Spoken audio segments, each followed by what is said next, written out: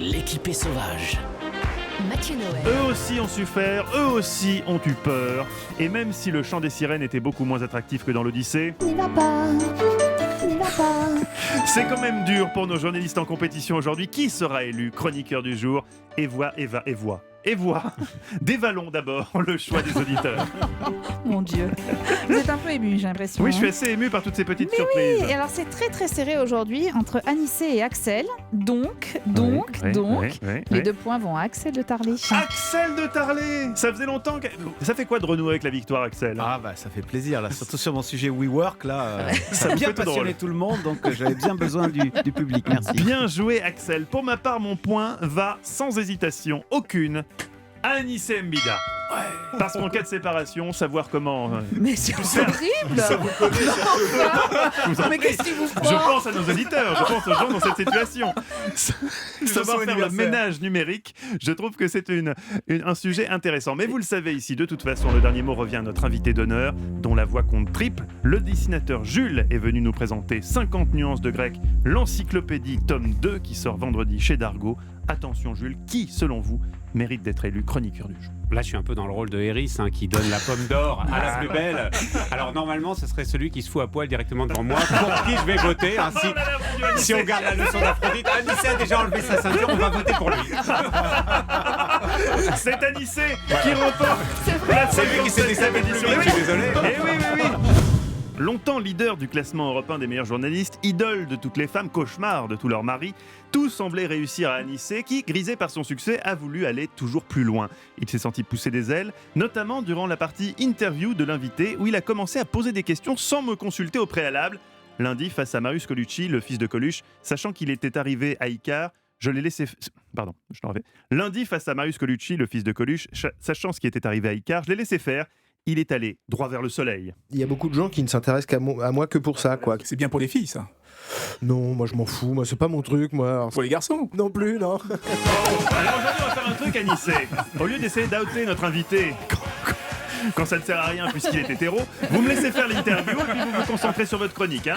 C'est là-dessus que vous serez jugé. Et quelque part, heureusement. Aujourd'hui, vous nous expliquez, Anissé, comment gérer une séparation sur le plan numérique, car c'est devenu un enjeu aujourd'hui. Oui, parce que sans faire de sexisme, il faut quand même reconnaître que 80% des harceleurs sont des hommes et que le plus souvent, ce sont aussi eux qui maîtrisent la technologie à la maison.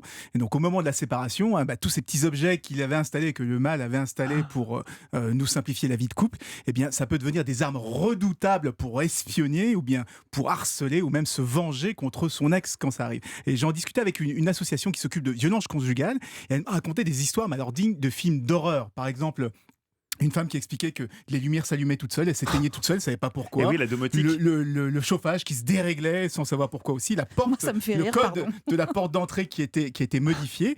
Elle pensait qu'elle était devenue complètement folle. Elle en parlait à ses copines et jusqu'à ce qu'elle entende des messages bizarres qui sortaient de l'enceinte connectée. Et là, elle s'est rendue compte que c'était son ex qui était toujours connecté au réseau de la maison et qui lui faisait pas des blagues, qui essayait vraiment de la harceler. Et des exemples comme ça sont en train de se multiplier. La semaine dernière, un homme a été condamné parce que justement, il contrôlait à distance la voiture de son ex. Il était capable d'ouvrir les fenêtres, fermer les fenêtres, allumer le klaxon, etc. Donc vous imaginez, il pouvait la suivre à n'importe quel endroit et donc aller la voir.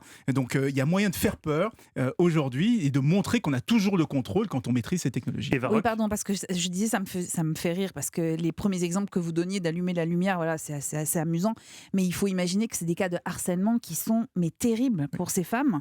Mais tout à fait, voilà, même allumer la lumière, si vous ne savez pas pourquoi non, ça mais arrive, bien sûr, ça fait doit peur être marrant et 2 secondes. hein. c'est terrifiant, quoi. Voilà, je préférais le préciser. Comment se protéger, Anissé? Alors, c'est pas très facile, parce que justement, il faut d'abord être un petit peu technophile, parce que ces appareils, c'est quand même pas simple à manipuler. La première chose à faire, c'est de commencer par changer le mot de passe du Wi-Fi de la maison, tout simplement, parce que ça évite de l'extérieur. Celui qui a le mot de passe, il peut se connecter et donc rentrer dans n'importe quel appareil qu'il y a dans la maison, accéder à l'ordinateur, accéder aux fichiers qui sont dans l'ordinateur. La première chose à faire, c'est de changer ce mot de passe. Ensuite, il faut faire la liste de tous les comptes qu'on a en commun.